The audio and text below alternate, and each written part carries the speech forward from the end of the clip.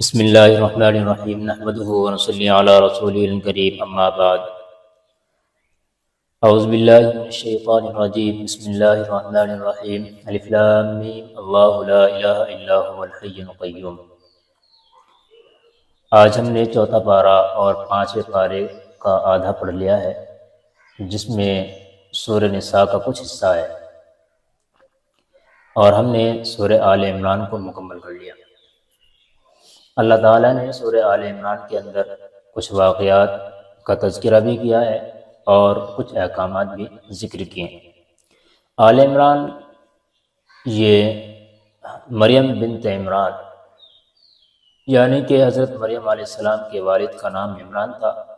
یہ بہت نیک اور صالح آدمی تھے۔ اسی طریقے پر حضرت موسیٰ علیہ السلام کے والد کا نام بھی عمران کہا جاتا ہے، لکھا جاتا ہے کہ وہ بھی نیک اور صالح آدمی تھے، نبی وہ بھی نہیں تھے۔ حضرت مریم علیہ السلام چونکہ بہت عمر کے بعد پیدا ہوئی ہیں، ان کی والدہ کو کوئی بچہ نہیں تھا۔ کافی دنوں بعد انہوں نے منت مانی اور نظر مانی کہ یا اللہ اگر تو مجھے اولاد نوازے اور اولاد بھی مذکر ہو تو میں اس کو بیت المقدس کے اندر عبادت کے لیے چھوڑ دوں گی، تیرے دین کے لیے بالکل آزاد کر دوں گی، دنیا کا اس سے کوئی کام نہیں لوں گی۔ یہ حضرت مریم علیہ السلام کی والدہ نے منت مانی، لیکن اللہ تبارک و تعالی نے دعا تو قبول کی، لیکن ان کی چاہت کے مطابق ایسا نہیں ہوا، حمل ان کو ضرور ہو گیا۔ اللہ تعالیٰ نے جب ان کو اولاد سے نوازا ہے تو وہ اولاد مذکر نہیں بلکہ مؤنث تھی، یعنی لڑکا نہیں بلکہ لڑکی تھی۔ قرآن کریم نے اس کا تذکرہ کیا ہے اور کہا ہے اذ قالت امرأۃ عمران رب انی نذرت لک ما فی بطنی، کہ جب عمران کی بیوی یعنی کہ مریم علیہ السلام کی والدہ نے نظر مانی کہ جو میرے پیٹ میں ہے، حمل میں ہے، جو مجھے حمل ہے، محررا میں اس کو بالکل آزاد کر دوں گی، فتقبل منی انک انت السمیع العلیم، تم میری جانب سے اس کو قبول کر لیں۔ اللہ تعالیٰ نے قبول بھی کر لیا۔ فلما وضعتها قالت رب انی وضعتها انثی، لیکن حضرت مریم علیہ السلام جیسے پیدا ہوئی تو یہ کہنے لگی کہ یا اللہ میں نے تو آزاد رکھنے کے لیے اور بیت المقدس کے اندر عبادت کرنے کے لیے منت مانی تھی، لیکن میں اس کو کیسے بیت المقدس کی حفاظت کے لیے اور اس کے کام کاج کرنے کے لیے چھوڑ سکتی ہوں؟ یہ تو لڑکی ہے، مؤنث ہے، اور یہ وہ کام نہیں کر سکتی جو ایک لڑکا کر سکتا ہے۔ اور کہنے لگی وَإِنِّي وَلَيْسَ الذَّكَرُ كَالْأُنثَىٰ، اور مذکر مؤنث کی طرح نہیں ہوتا، یعنی کہ وہ کام نہیں کر سکتا جو ایک مرد کر سکتا ہے، مذکر وہ کام، مؤنث وہ کام نہیں کر سکتی۔ تو انہوں نے کہا وَإِنِّي سَمَّيْتُهَا مریم، اور میں نے اس کا نام مریم رکھا ہے۔ یہاں سے ایک اشارہ ملتا ہے ہمیں نظر ماننے کی طرف۔ کیا نظر ماننا یہ جائز ہے یا نہیں؟ علماء کرام نے لکھا ہے کہ اگر نظر ایسی ہو کہ اچھے کام کی طرف کی جائے، مثال کے طور پر جیسا کہ اسی واقعے کے اندر انہوں نے نظر مانی ہے کہ میرے جو اولاد ہوگی اور وہ اولاد لڑکا ہوگی تو میں اس کو تیرے عبادت کے لیے چھوڑ دوں گی، میں اس کو عالم بناؤں گی، مثال کے طور پر میں اس کو مولوی بناؤں گی، حافظ بناؤں گی، قاری بناؤں گی۔ تو یہ ایسی نظر ماننا آج کے دور میں بھی اور آج اس امت کے اندر بھی جائز اور درست ہے، بلکہ مستحسن ہے۔ ایسی نظر ماننا چاہیے عورتوں کو کہ بھئی میرا بچہ اگر یہاں پیدا ہوا تو میں اس کو حافظ بناؤں گی، عالم بناؤں گی، جو دین کی خدمت انجام دے گا۔ اس سے صاف پتہ چلتا ہے۔ تو دوسری بات، اگر کسی نے اس طریقے کی نظر مان لی جس میں اللہ تبارک و تعالیٰ کی معصیت ہوتی ہو، نافرمانی ہوتی ہو، تو کیا اس کو پورا کیا جائے گا یا نہیں کیا جائے گا؟ علماء کرام نے لکھا ہے کہ اگر کسی نے اس طریقے کی نظر مان لی، خدا نخواستہ کسی نے کہہ دیا میں نماز نہیں پڑھوں گا، تو اس کے لیے کہا ہے کہ بھائی نہیں، یہ نظر ماننا بالکل غلط ہے، اس کو پورا کرنا درست نہیں ہے، جائز نہیں ہے اس کے لیے، بلکہ اس کو اس قسم کو توڑ کر کے نماز پڑھنی ہے اور قسم کا کفارہ ادا کرنا ہے۔ قسم کا کفارہ، یہ نظر کا کفارہ وہی ہے جیسا کہ قسم کا کفارہ ہوتا ہے۔ تو انہوں نے نظر مانی ہے، اللہ تعالیٰ نے ان کی نظر کو قبول کیا۔ کہنے لگی فَتَقَبَّلَهَا رَبُّهَا بِقَبُولٍ حَسَنٍ وَأَنبَتَهَا نَبَاتًا حَسَنًا وَكَفَّلَهَا زَكَرِيَّا۔ حضرت مریم علیہ السلام جب پیدا ہوئی ہے تو انہوں نے ان کو پالنے والا کوئی موجود نہیں تھا ان کی والدہ کے علاوہ۔ یہاں سے ایک چیز اور نکلتی ہے کہ عورت کو بھی اتنا ہی حق ہوتا ہے نام رکھنے کا جتنا کہ ایک مرد کو ہوتا ہے، لیکن یہ بات ذہن میں رہے کہ عورت کو یہ حق اسی وقت پہنچتا ہے جس وقت شوہر موجود نہ ہو۔ اگر شوہر موجود ہے تو پھر شوہر کا حق جاتا ہے کہ وہ اس کا نام رکھے، اس کی تربیت کرے اور اس کے بہتر سے بہتر نام رکھے، بہتر سے بہتر اس کی تربیت کرے۔ لیکن اگر شوہر نہیں ہے، چونکہ عمران جو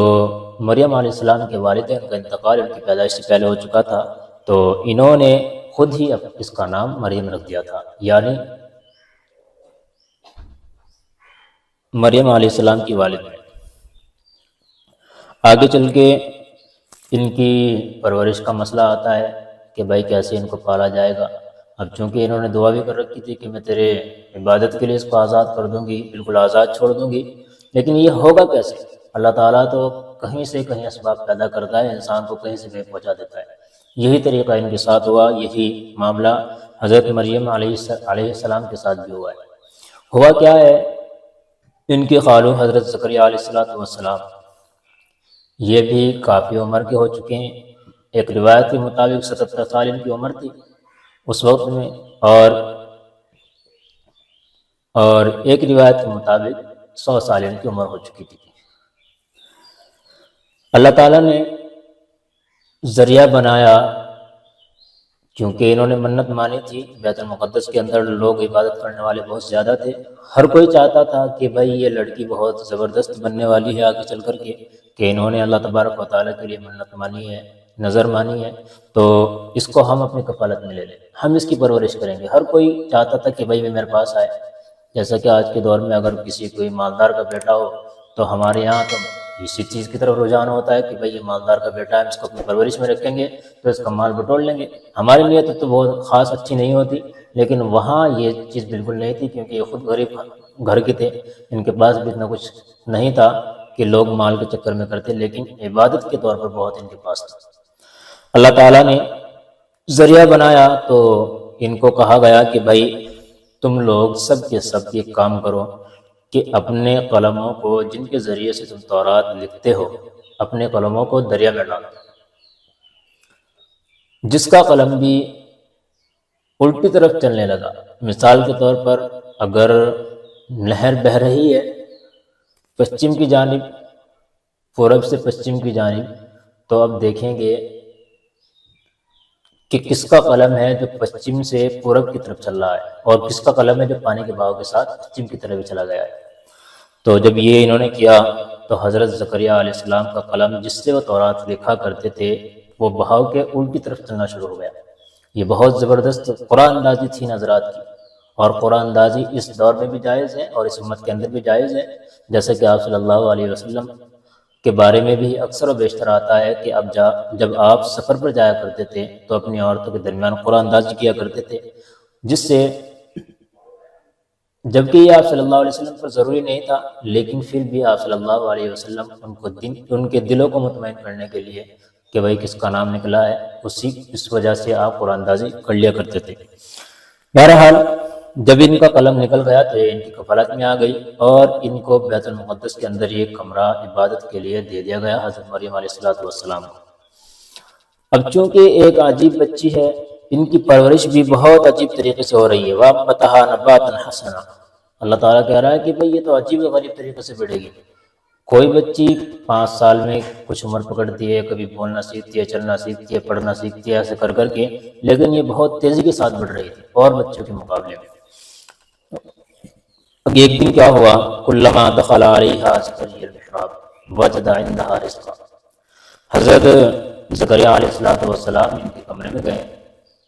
تو دیکھا کیا ہے، ان کے پاس بے موسم پھل موجود ہے۔ جب ان کے پاس بے موسم پھل دیکھے کہ بھائی سردی کا پھل الگ ہوتا ہے، گرمی کا پھل الگ ہوتا ہے، جیسے کہ ہمارے یہاں ہے، اسی طریقے پر وہاں بھی تھا، لیکن ان کے پاس اپوزٹ موسم کے پھل موجود تھے۔ حضرت زکریا علیہ السلام نے کہنے لگے،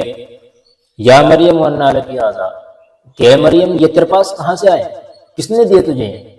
چونکہ حضرت مریم علیہ السلام جو تھی وہ بالکل کمرے کے اندر رہتی تھی، عبادت کیا کرتی تھی، بہت پاک صاف رہا کرتی تھی، کبھی بھی باہر نکلنے کا کوئی ان کا اس طرح کا اتفاق نہیں ہوا ہے کہ بھئی وہ باہر سے لے کر کے آ جائیں۔ کہنے لگی قالت هو من عند اللہ، کہ یہ تو اللہ تبارک و تعالیٰ کی جانب سے ہے۔ حضرت فاطمہ رضی اللہ تعالیٰ عنہ کے پاس آپ صلی اللہ علیہ وسلم گئے اور کھانے کو کچھ کہا، آپ نے کہا کہ کچھ کھانے کو ہے۔ حضرت فاطمہ رضی اللہ تعالیٰ عنہ نے ارشاد فرمایا کہ ابو جان آج تو کچھ نہیں۔ آپ واپس چلے گئے۔ کچھ دیر بعد کوئی گوشت اور روٹی دے کر کے چلا گیا حضرت فاطمہ رضی اللہ تعالیٰ عنہ کے گھر۔ آپ نے اپنے بچوں کو نہ کھلا کر کے، حسن اور حسین رضی اللہ تعالیٰ عنہ کو نہ کھلا کر کے آپ صلی اللہ علیہ وسلم کو بلا بھیجا۔ آپ صلی اللہ علیہ وسلم آئے، کہنے لگے انا لکی ھذا، ابھی میں پوچھ کے گیا تو میں نے کہا کہ یہ نہیں ہے، کچھ بھی نہیں ہے کھانے کے لیے، اب تو کہہ رہی کہ یہ آیا ہے اور یہ ہے، یہ کہاں سے آیا ہے؟ تو کہنے لگی جیسا کہ جواب حضرت مریم علیہ السلام نے دیا ہے، حضرت فاطمہ رضی اللہ تعالیٰ عنہ نے بھی یہی جواب دیا ہے کہ ہو من عند اللہ، یہ تو اللہ کی جانب سے میرے پاس آیا۔ تو یہاں پر ایک بحث چھڑ جاتی ہے علماء کرام کے درمیان، معجزہ، کرامات، اور یہ اعتقادی چیز ہوا کرتی ہے۔ اہل سنت والجماعت دیوبند کے یہاں علماء کے اقوال میں اور اعتقاد میں یہ بات ہے کہ بھائی جو چیز عادت کے خلاف نبی کے ہاتھوں پر صادر ہو اس کو معجزہ کہا جاتا ہے، اور اس کا اعتقاد رکھنا اب بہت ضروری ہے، واجب ہے۔ اسی طریقے پر کرامات اولیاء، اولیاء کے ہاتھوں پر جو چیز خلاف عادت پیش آئے تو اس کو کرامات کہا جاتا ہے، اس کا اعتقاد رکھنا بھی فرض ہے۔ اگر یہ ان چیزوں کے اندر تھوڑی بہت کمی بیشی کریں گے تو گویا کہ آپ دائرہ اسلام سے ہٹتے جا رہے ہیں۔ بہرحال حضرت زکریا علیہ السلام، یہ حضرت فاطمہ رضی اللہ تعالیٰ عنہ کے پاس جب یہ کھانے کو ملا تو آپ صلی اللہ علیہ وسلم نے وہ کھانا خود بھی کھایا، بچوں کو بھی کھلایا، حضرت فاطمہ رضی اللہ تعالیٰ عنہ کے حضرت حسین رضی اللہ عنہما کو، اور اس کے بعد بھی وہ کھانا بچ گیا تو آپ صلی اللہ علیہ وسلم نے محلے کے اندر بھی یہ کھانا تقسیم فرما دیا اور لوگوں کو بھی یہ کھانا کھلا دیا۔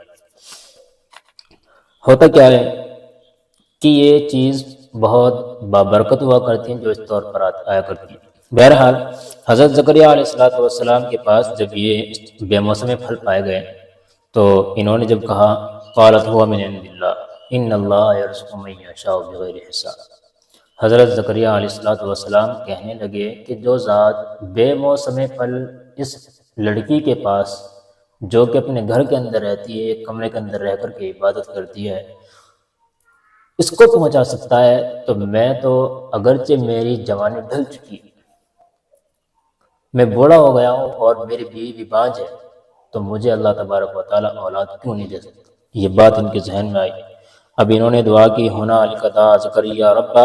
قال رب هب لي من لدنك ذریة طیبہ، انہوں نے اللہ تعالیٰ سے دعا کی اے مولا مجھے اپنی جانب سے ایک پاکیزہ اولاد نصیب فرما، انک سمیع الدعاء، اور تو دعا کو قبول کرنے والا ہے، دعا کو سننے والا ہے، فنادت الملائکہ، بس یہ دعا قبول ہوئی حضرت زکریا علیہ السلام کی تو فرشتوں نے کہا فنادت الملائکہ وهو قائم یصلی فی المحراب، محراب یہ ہمارا والا نہیں ہے جو مسجد میں ہوا کرتا ہے، چونکہ آپ صلی اللہ علیہ وسلم کے زمانے بھی ویسے محراب موجود نہیں تھے۔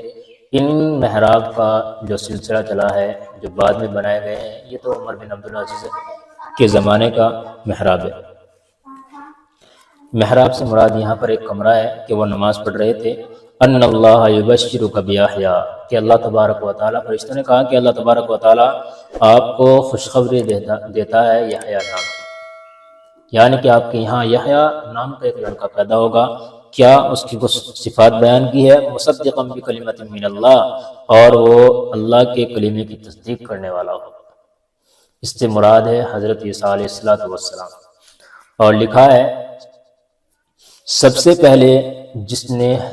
حضرت زکریا علیہ السلام کی تصدیق کی ہے وہ یہی یحییٰ علیہ السلام ہیں جو اب پیدا ہوئے ہیں حضرت زکریا علیہ السلام کے یہاں۔ اور کیا ہوں گی ان کی صفات کیا ہوگی؟ وسیدہ، اور وہ سید ہوں گے، وحسورا، اور وہ عورتوں کے پاس نہیں جائیں گے، عورتوں کی خواہش نہیں رکھیں گے۔ حسور سے مراد وہ شخص ہے کہ جس کے اندر تمام اعضاء درست ہو، کوئی اس کو بیماری نہ ہو اور اس کو خواہش بھی ہو، لیکن پھر بھی وہ اللہ تبارک و تعالیٰ کی عبادت میں اتنے انہماک کے ساتھ لگا ہوا ہو کہ عورتوں کا اس کو کچھ خیال نہ آتا ہو اور اپنے آپ کو شادی سے روک کر کے رکھے، تو اس کو حسور کہا جاتا ہے۔ حضرت یحییٰ علیہ السلام ہی ایسے ہیں کہ ان کو تمام تر بیماریوں سے اللہ تبارک و تعالیٰ نے محفوظ رکھا، لیکن اس کے باوجود بھی انہوں نے شادی نہیں کی، اللہ تبارک و تعالیٰ کی عبادت میں لگے رہے۔ وہ حسور و نبی من الصالحین، اور یہ نبی ہے اور نیک لوگوں میں سے ہوگا۔ حضرت زکریا علیہ السلام کو جب یہ خوشخبری دے دی گئی تو اب یہ جھوم اٹھے،